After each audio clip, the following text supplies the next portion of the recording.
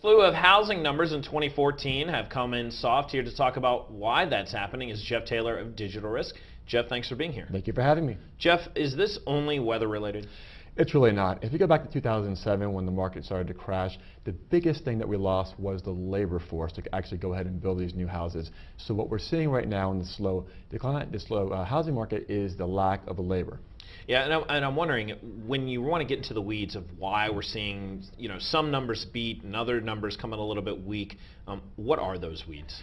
You know what people don't really realize, if you look like even at last month, 40% of all housing purchases were cash. That means it's an investor-driven market right now.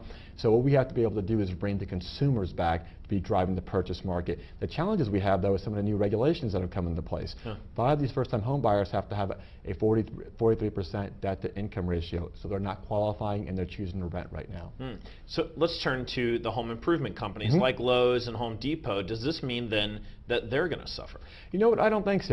In a rental market, I think there's people still going to be buying those supplies, and I think in a building market, they're still going to be buying those supplies. So I think they're going to be just fine in 2014. So the home builders, the home improvement companies seem to be all right, but we will keep an eye on how this housing sector as a whole decides to come together throughout the year. Absolutely. All right, Jeff Taylor, thanks so much. Thank you for having me. That's Jeff Taylor. He is managing partner at Digital Risk for TheStreet.